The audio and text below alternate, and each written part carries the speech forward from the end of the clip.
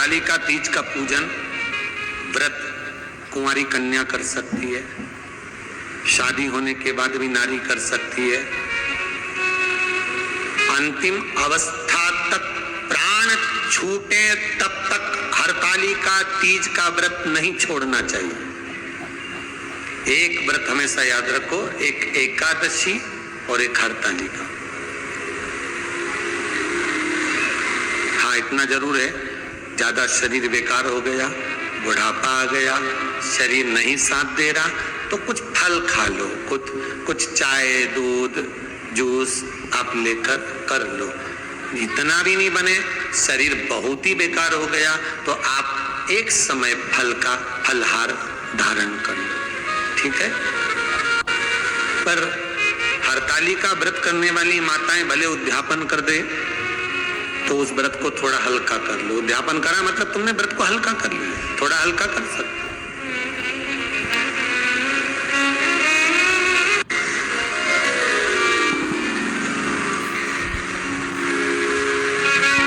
हरतालिका तीज का जो व्रत का उद्यापन करते हैं उसमें 5 चीज रखते हैं, 5 कपड़े स्त्री के, 5 कपड़े पुरुष के, 5 तरह का अनाज, 5 तरह का फलहार, 5 तरह का फल। तो 5 तरह का जो फल रखाता है हरतालिका तीज के उद्यापन में, दुनिया के लोग उस 5 तरह के फल को केला गिन ले, पपीता गिन ले, मौसम्बी गिन ले और अनार गिन ले, संतरा गिन ले, सब कुछ गिन लेते हैं, पर उस 5 तरह के फल में धतूरे को नहीं गिनते। पर शिव कथा में वर्णन आता है, हरतालिका तीज के उद्यापन में लिखा हुआ है, सबसे पहले 5 फल अगर गिनना है तो उसमें पहले धतूरे को गिनो, क्योंकि शंकर को वो प्रिय होता है, शंकर उसको स्वीकार कर लेता है। और धतूरा शंकर भगवान को क्यों चढ़ाया जाता है उसका प्रसंग आपको पहले भी कहा, आज फिर कहते हैं। धतूरा जब हम भगवान शंकर को समर्पित करते हैं तो हमारा कोई कार्य अटक रहा होता है, जिस कार्य को बार बार एग्जाम में बैठे हो, बार बार परेशान हो रहा है, बार बार इंटरव्यू देने जा रहे, नहीं हो रहा, एक बार धतूरे को हृदय से, भगवान को प्रेम से, करुणा सागर मेरे शंकर को दिल से एक बार वो धतूरा भगवान से विनती कर कर उसको चढ़ाओ तो सही, भगवान तुम्हारा कार्य सफल कर देगा। पर दिल से चढ़ाना, हृदय। हरतालिका तीज की पूजन करने वाले को चाहिए कि बालू का, मिट्टी का शिवलिंग बनाना चाहिए। फुलेरा जो बनाया गया है ऊपर शंकर जी के ऊपर लटकाने के लिए, टांगने के लिए, उसके नीचे शिव, पार्वती, गणेश जी की सुंदर बालू की मूर्ति बना लेना चाहिए, पार्थिव लिंग का निर्माण कर लेना चाहिए। शिव की आराधना करना चाहिए।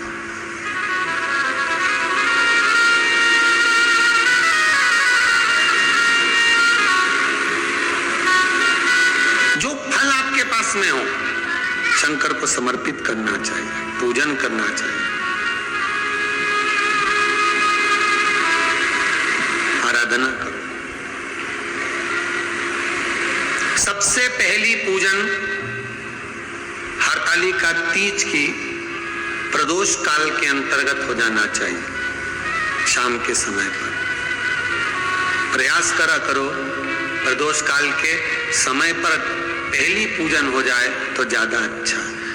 पर लोगों की आदत रहती है कि 8 बजे तक, 8:30 बजे तक, 9 बजे तक पहली पूजन करें, फिर दूसरी आराम से, फिर तीसरी, फिर आराम से, फिर चौथी। तो ऐसा सब अपने अपने हिसाब से। पर शास्त्र रीति कहती है कि प्रदोष का जो समय होता है, प्रदोष काल जो होता है, शाम का जो समय होता है, उस समय पर हरतालिका तीज की पहली पूजन हो, जिससे आपका स्मरण चित्त शंकर भगवान में उस घड़ी, उस पल, उस क्षण में आप शिव के हो जाएं और शंकर आपका हो जाए। हाँ, अगर किसी के आने में देरी हो, कोई आ नहीं पा रहा है, बहुत देरी हो रही हो, तो हरतालिका पूजन व्रत वर्णन करता है कि शिवलिंग का निर्माण, पार्वती जी की मूर्ति का निर्माण, गणेश जी का निर्माण और फुलेरा जो बनाया हुआ है, ये प्रदोष काल के पहले बनकर तैयार हो जाना चाहिए। प्रदोष काल के अंतर्गत फुलेरा नहीं बनना, फुलेरा पहले बन जाना चाहिए। और बहुत विचित्र बहुत विशेष बात ध्यान रखिए हरतालिका तीज की, कि शंकर जी का जो अपने स्वरूप बनाया है, पाटे में, थाली में, चौकी पर, चौरंग पर जो स्वरूप बनाया है, वो पहले नहीं रखना है। पहले क्या बांधना है? फुलेरा। पहले फुलेरा बांधिए, उसके बाद उसके नीचे शंकर जी को रखिए। कई अब जो हरतालिका तीज का पूजन करते हैं तो उनके लिए हो गया, अब दूसरे के लिए भी सुन ले। जो नारी हरतालिका तीज का पूजन नहीं करती, व्रत नहीं करती, साधना नहीं करती, उसके लिए भी कहा गया कि आप अगर ये व्रत नहीं करते हो तो एक कार्य जरूर करना, कहीं पर फुलेरा बंधा हो, हरतालिका की पूजन हो रही हो, 5 मिनट 10 मिनट निकालकर अपने आसपास के किसी पौधे में से पत्तियां लेकर या पुष्प लेकर, 5 वृक्ष की पत्ती या 5 वृक्ष के पुष्प लेकर शंकर भगवान को जब पूजन हो रही हो, 5 मिनट माताएं जब पूजन कर रही हों, तब आप भी उस पुष्प को, उस पत्तियों को शंकर को समर्पित कर सकते हो। ये नहीं चढ़ा सकते तो 5 फल नहीं चढ़ा सकते तो 5 कुछ भी पुष्प आदि का आप शिव को समर्पित कर। पर क्यों चढ़ाया जाता है, किस लिए चढ़ाना चाहिए? तो कहा कन्या स्त्री अगर मान लो हरतालिका का व्रत नहीं करती, पूजन नहीं करती, आराधना नहीं करती, तो वो कन्या, वो नारी, वो स्त्री, वो पुरुष कार्य तो बहुत करेगा, दुकान भी 4 चलाएगा, व्यापार भी बढ़ाएगा, पर संपदा को जोड़ नहीं पाएगा। 1 रुपए कमाएगा, 1.25 रुपए खर्च वाला काम चलेगा। हस्त नक्षत्र में जो तृतीया पड़ती है, हस्त नक्षत्र के अंतर्गत जो तृतीया का महत्व कहा गया है, वो संपदा को बढ़ाती है, मनोकामना को पूर्ण करती है। इस नक्षत्र के अंतर्गत जो तृतीया आती है, वो मनोकामना को पूर्ण कर कर चली जाती है। इसलिए शिव की आराधना के लिए प्रथम माने। हस्त नक्षत्र में किया गया दान, हस्त नक्षत्र के अंतर्गत तृतीया के दिन किया गया पुण्य, हस्त नक्षत्र में तृतीया के दिन किया गया श्रृंगार, हस्त नक्षत्र में तृतीया के दिन करा गया अपना सुंदर सिंदूरा, भगवान का आनंद, 5 तरह के वस्त्र, 5 तरह के स्त्री के वस्त्र, पुरुष के वस्त्र, 5 तरह का फल, 5 तरह का अनाज, ब्राह्मण को बुलाकर ब्राह्मणी के साथ आप या तो ब्राह्मण से उद्यापन करवाएं या फिर आप स्वयं भी करते हैं तो शिव को समर्पित करके ब्राह्मण और ब्राह्मणी को भोजन कराकर वो भाग प्रदान करें। यही हरतालिका तीज के उद्यापन का वर्णन आता है। सुंदर भाव से हरतालिका माता आप सभी की मनोकामना पूर्ण करे।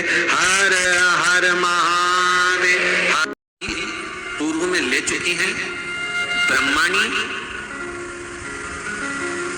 जितनी बार ब्रह्मदेव के साथ में विराजमान हो चुकी हैं, इंद्राणी जितनी बार इंद्र के साथ विराजमान हो चुकी हैं, और लक्ष्मी चाहे वो राधा के रूप में हो, चाहे वो रुक्मिणी के रूप में हो, चाहे वो सतरामा के रूप में हो, चाहे वो यमुना के रूप में हो, चाहे वो गंगा के रूप में हो, जितनी बार माता लक्ष्मी ने रूप धारण करे हैं वो सब रूप में, और माता पार्वती अपने सारे रूप में, ब्रह्मणी अपने सारे रूप में, लक्ष्मी अपने सारे रूप में इस हरतालिका तीज के व्रत को करने के लिए आतुर रहती हैं। और इस व्रत को कल कर एक दिन में ही संपूर्ण विश्व का जितना तप है, साधना है, उपवास है, सबका फल एक सांस में कंप्लीट कर लेती हैं, केवल एक व्रत में हरतालिका तीज। अब एक बार ध्यान से सुनिएगा, सारे व्रत आपका अगर स्वास्थ्य खराब हो गया तो आप व्रत छोड़ सकते हो। जितने भी व्रत आप लोग कर रहे हैं पूर्व के, सोमवार, मंगलवार, एकादशी, छठ, पंचमी, चतुर्थी, अगर आपका स्वास्थ्य खराब है तो आप उस व्रत को छोड़ सकते हो, सारे व्रत को छोड़ सकते हो। पर तीज का जो व्रत होता है, हरतालिका जो व्रत होता है, ये व्रत एक बार लेने के बाद जब प्राण छूटते हैं तभी ये व्रत समाप्त होता है, अन्यथा बीच में ये व्रत समाप्त नहीं है। ये व्रत समाप्त होता ही नहीं। अगर शरीर से नहीं बनता कि अब हमारी अवस्था हो गई, अब शरीर से नहीं बन रहा है, तो भले एक पहर की पूजन कर कर, एक पहर का नियम धारण कर कर, एक पहर का स्मरण कर कर, एक पहर का पूजन व्रत धारण करो और उसके बाद में भले आप थोड़ा सा जो भी आपको लेना है वो कर लो, पर इस व्रत को करना ही पड़ता है। इस व्रत का नियम भी है। इस व्रत पार्वती मैं तुम्हें प्राप्त हुआ हूँ, ये हरताली का तीज के व्रत का फल है। शिव जी कहते हैं पार्वती जो नारी हरताली का तीज के व्रत का स्मरण करती है, फुलेरा जो बांधा जाता है उसमें 5 माला से ज्यादा माला लटकना चाहिए, 5 से कम नहीं। कितनी? जैसे माला जो लटकाते हो 5 से ज्यादा होना चाहिए। 5 तो जया, विषहरा, शामलीबारी, दौतली, देव, इससे अधिक होगी चलेगा, पर इससे कम फुलेरे के अंदर माला नहीं होना चाहिए महाराज। दूसरा, फुलेरा जहां हरताली का व्रत हो वहीं पर बांधा जाता है। हरताली का तीज का व्रत एक ऐसा व्रत होता है जो मरते दम तक रहता है। इस व्रत को छोड़ा नहीं जाता। ये नहीं कि शिवर वाले गुरुजी ने कहा और अपन ने एक बार कर लिया और अगली बार वो व्रत गायब हो गया, ऐसा नहीं है। हरताली का तीज अखंड सौभाग्य के लिए, वंश वृद्धि के लिए, कार्य सिद्धि के लिए और कुंवारी कन्याएं उत्तम वर प्राप्ति के लिए, आनंद सुख के लिए करती हैं। ऐसा नहीं है कि केवल स्त्री ही करती है। जब नारी किसी कारणवश व्रत नहीं कर पाती तो पुरुष इस व्रत को धारण करते हैं। 30 अगस्त को, यही 30 तारीख को कल 29 है, परसों 30 तारीख को हरताली का तीज रहेगी। आप सब अपने हृदय से, मन से इस व्रत को कर कर अपने जीवन को सार्थक बनाइएगा।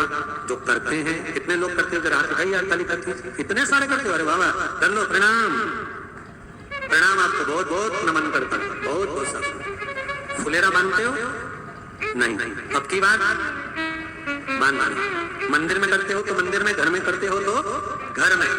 फुलेरा वंश की वृद्धि करता है, फुलेरा अखंड सौभाग्य देता है, फुलेरा मन की कामना को पूर्ण करता है। जो बेटियां जिनका विवाह नहीं हो रहा हो या बेटे जिनका विवाह नहीं हो रहा हो, वो 7 स्थान पर कहीं फुलेरा बंधा हो तो फोन लगाकर पूछना कहाँ बंधा है, वहां का दर्शन करना। एक फूल में हल्दी कुंकू लगाकर शिव जी को चढ़ाकर फिर वहां से जाना। 7 स्थान के फुलेरे का दर्शन अवश्य करिएगा। जो व्रत नहीं करते हैं उनसे निवेदन है, कहीं हरताली का हो रही हो तो वहां बैठकर अगर भजन हो रहे हो तो थोड़ी देर भजन गाने चले जाना। अपने मोहल्ले में, कॉलोनी में, सोसाइटी में कहीं हरताली का तीज का व्रत हो रहा हो तो 2-4 मिनट जाकर दर्शन जरूर करना, जिससे भोलेनाथ आपका अखंड सौभाग्य करे और आपके मन की कामना पूर्ण करे।